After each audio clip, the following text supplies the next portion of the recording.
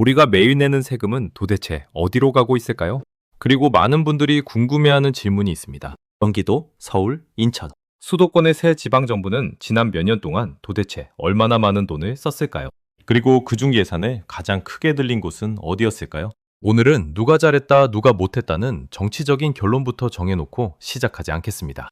2018년부터 2026년까지 공개된 예산과 재정 자료를 기준으로 경기도와 서울, 인천의 예산이 어떻게 변했는지, 그리고 그 돈이 실제로 어디에 들어갔는지 살펴보겠습니다. 특히 오늘 가장 중요한 질문은 이것입니다.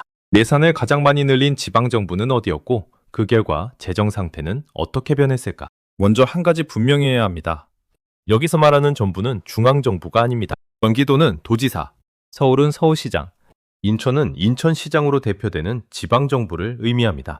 그리고 예산이 늘었다고 해서 곧바로 낭비라고 말할 수는 없습니다. 복지 대상자가 늘어나도 예산은 증가하고, 교통망을 건설해도 증가하고, 중앙정부가 국고 보조금을 더 내려줘도 전체 예산은 커집니다. 그래서 오늘은 단순히 예산 총액만 보지 않겠습니다. 예산 규모, 증가폭, 주요 지출 분야, 그리고 재정 상태까지 함께 보겠습니다. 먼저 경기도입니다. 경기도는 우리나라에서 인구가 가장 많은 광역지방자치단체입니다. 2026년 경기도 본 예산은 약 40조 원입니다. 불과 몇 년 전만 해도 경기도 예산은 20조 원대였습니다. 2018년에는 약 22조 원 수준. 그런데 이후 예산이 빠르게 증가하기 시작합니다. 2019년에는 24조 원대, 2021년에는 28조 원대, 그리고 2022년에는 33조 원대로 올라갑니다. 특히 2021년에서 2022년 사이에는 1년 만에 4조 원이 넘게 증가했습니다. 그렇다면 많은 분들이 이렇게 묻습니다. 이때 누가 경기도지사였나? 이 시기는 이재명 도정 후반부와 겹칩니다. 따라서 숫자만 보면 경기도 예산 증가폭이 가장 컸던 시기 중 하나가 이재명 도정 후반부였다는 사실은 분명합니다. 하지만 여기에는 반드시 함께 봐야 할 변수가 있습니다. 바로 코로나19입니다. 코로나19 당시 경기도는 재난기본소득을 비롯해 민생지원과 지역경제 회복을 위한 대규모 지출을 했습니다. 즉 예산이 크게 늘어난 데에는 정책 선택뿐 아니라 전례 없는 감염병 위기라는 특수한 상황도 있었습니다. 그 이후 김동연 도정이 시작됩니다. 2023년 경기도 예산은 33조 원대, 2024년에는 36조 원대, 2025년에는 38조 원대, 그리고 2026년에는 40조 원까지 올라갑니다. 따라서 현재의 40조 원 예산은 한 사람의 도정에서 갑자기 만들어진 숫자가 아닙니다. 이재명 도정에서 예산 규모가 크게 확대됐고, 김동연 도정에서도 그 규모가 계속 커졌습니다. 그런데 여기서 중요한 사건이 하나 등장합니다. 2026년 새로운 경기도지사로 취임한 추미애 지사가 인수 과정에서 경기도의 재정 상태를 직접 문제 삼은 겁니다. 추미애 지사는 취임 직후 경기도가 7조 원이 넘는 채무 상환 부담을 안고 출발한다고 밝혔습니다. 그리고 재정 비상 상황을 선언했습니다. 추미애 지사 측이 공개한 자료에 따르면 기방채와 내부 기금 차입의 원금과 이자를 합친 상환 부담이 약 7조 원에 이른다는 설명이었습니다. 이 가운데 지방채는 약 1조 9천억 원, 각종 기금에서 일반 회계로 끌어다 쓴 내부 거래 상환 부담은 약 5조 원 규모로 제시됐습니다. 추미애 지사는 단순히 부동산 경기 침체 때문이라고만 볼 수 없다며 왜 이런 재정 구조가 만들어졌는지 다시 분석하라고 지시했습니다. 그리고 결국 약 7,700억 원 규모의 감액 추경이 필요하다고 발표했습니다. 이 대목에서 정치권의 해석은 크게 갈렸습니다. 한쪽에서는 이재명 도정부터 이어진 확장 재정과 김동연 도정의 지방채 발행이 재정 부담을 키웠다고 주장했습니다. 반대쪽에서는 코로나19 대응, 부동산 거래 감소로 인한 취득세 급강, 복지 지출 증가, 중앙정부 사업의 지방비 매칭 부담이 함께 작용했다고 반박했습니다. 그래서 여기서 우리가 봐야 할 것은 단순합니다. 누구의 주장에 동의하느냐가 아닙니다. 경기도 예산은 실제로 크게 늘었고, 그 과정에서 지방채와 기금 차입을 활용한 재정 부담도 커졌다는 사실입니다. 즉 오늘 영상의 핵심 질문은 이렇게 바뀝니다. 예산을 크게 늘린 것은 사실인데 그 돈은 어디에 쓰였고 그 결과 재정은 건강해졌는가? 그럼 경기도는 돈을 어디에 썼을까요? 가장 큰 분야 중 하나는 복지입니다. 노인, 장애인, 보육, 기초생활, 취약계층 지원 등의 막대한 예산이 들어갑니다. 두 번째는 교통입니다. 경기도는 서울로 출퇴근하는 인구가 많습니다. 광역버스, 철도, 도로, 대중교통 지원에 큰 돈이 들어갑니다. 세 번째는 지역개발과 산업입니다. 반도체, 첨단산업, 기업 지원, 지역 균형 발전에도 예산이 투입됩니다. 즉 경기도 예산이 늘어난 이유를 단 하나의 정책으로 설명하기는 어렵습니다. 복지, 교통, 산업, 코로나 대응이 함께 작용했습니다. 이제 서울을 보겠습니다. 서울은 경기도보다 면적은 작지만 예산 규모는 더 큽니다. 2018년 서울 예산은 약 28조 원 수준이었습니다. 그런데 2019년에는 35조 원대로 올라갑니다. 2020년에는 39조 원대, 2021년에는 40조 원 수준까지 커집니다. 이 시기는 박원순 시장 후반부와 코로나19가 겹칩니다. 서울 역시 코로나19 대응과 복지 확대가 동시에 진행됐습니다. 이후 오세훈 시장으로 넘어갑니다. 서울 예산은 계속 증가해 40조 원 후반대까지 올라옵니다. 현재 예산 총액만 보면 서울이 수도권 세 지방정부 중 가장 큽니다. 서울은 왜 예산이 클까요? 복지뿐 아니라 지하철, 버스, 도로, 주거, 도시개발, 문화, 관광, 안전, 경제 정책까지 모두 담당하기 때문입니다. 특히 서울은 대중교통 운영에만도 막대한 재정이 들어갑니다.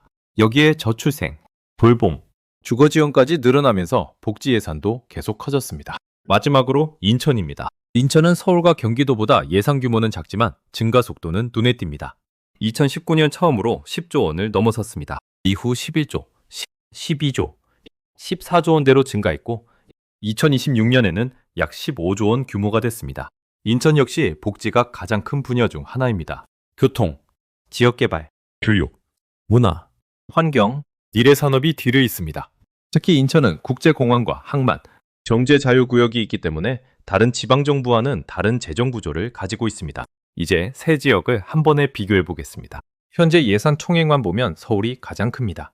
그 다음이 경기도, 그리고 인천입니다. 하지만 우리가 궁금한 것은 단순한 현재 규모가 아닙니다. 누가 예산을 가장 많이 늘렸느냐입니다. 경기도는 2018년 약 22조 원에서 2026년 약 40조 원으로 증가했습니다. 서울은 2018년 약 28조 원에서 40조 원 후반대로 증가했습니다. 인천은 10조 원 전후에서 15조 원대로 증가했습니다. 절대 증가액만 보면 경기도와 서울이 가장 큽니다. 특히 경기도는 20조 원대 초반에서 40조 원대까지 올라왔기 때문에 증가폭 자체가 매우 컸습니다. 그리고 그 과정에서 가장 큰 폭의 증가가 나타난 시기 중 하나는 이재명 도정 후반부였습니다. 이후 김동연 도정에서도 예산 총액은 계속 증가했습니다. 그리고 2026년 추미애 지사 취임 이후에는 그동안 누적된 재정 부담을 둘러싼 논쟁이 본격적으로 시작됐습니다. 이게 경기도의 전체 흐름입니다. 그런데 돈은 어디에 가장 많이 들어갔을까요? 세 지역 모두 공통점이 있습니다. 가장 큰 분야는 복지입니다. 고령화, 저출생, 취약계층 지원 확대 때문에 복지 지출은 구조적으로 증가하고 있습니다. 두 번째는 교통과 도시 인프라입니다. 서울은 지하철과 버스, 경기도는 광역교통망, 인천은 도시철도와 교통 인프라에 많은 돈을 씁니다. 세 번째는 지역개발과 산업입니다. 기업 유치, 산업단지, AI, 완도체, 바이오 같은 미래 산업에도 지방정부가 예산을 투입하고 있습니다. 그럼 정말 돈을 많이 쓴 게 문제일까요? 여기서 가장 중요한 질문입니다. 예산이 늘었다고 해서 무조건 잘못된 것은 아닙니다. 문제는 그 돈을 어떻게 마련했느냐입니다. 세금 수입이 늘어나서 예산이 커졌다면 재정 부담은 상대적으로 적습니다. 하지만 세입이 줄었는데도 기금을 끌어다 쓰거나 지방채를 발행해 지출을 유지했다면 이야기는 달라집니다. 경기도의 최근 논란이 바로 이 지점입니다. 예산 총액은 계속 커졌지만 세수 감소 속에서 기금 차입과 지방채 발행이 늘어나면서 미래에 갚아야 할 부담도 커졌다는 겁니다. 그래서 추미애 지사는 취임 직후 재정 구조를 다시 들여다보겠다고 선언한 것입니다. 반면 기존 도정 책에서는 경기 침체와 복지 지출 확대라는 불가피한 요인이 있었다고 설명합니다. 그렇다면 최종 결론은 무엇일까요? 현재 예산 총액이 가장 큰 곳은 서울입니다. 지난 8년 동안 예산 규모가 가장 크게 확대된 곳 중 하나는 경기도입니다. 특히 경기도는 20조 원대 초반에서 40조 원대까지 커졌습니다. 그리고 가장 큰 폭의 증가가 나타난 시기 중 하나는 이재명 도정 후반부였습니다. 그 이후 김동연 도정에서도 예산은 계속 증가했고 2026년 추미애 지사 취임 이후에는 약 7조 원 규모의 채무 상환 부담과 감액, 추경 문제가 새로운 쟁점으로 떠올랐습니다. 따라서 숫자만 놓고 보면 이렇게 정리할 수 있습니다. 예산 규모는 서울이 가장 큽니다. 예산 증가폭은 경기도가 매우 컸습니다. 그리고 경기도는 예산 확대 이후 재정 부담을 둘러싼 논쟁이 가장 크게 불거졌습니다. 하지만 여기서 누가 가장 많이 썼다라는 한 문장으로 모든 것을 설명할 수는 없습니다.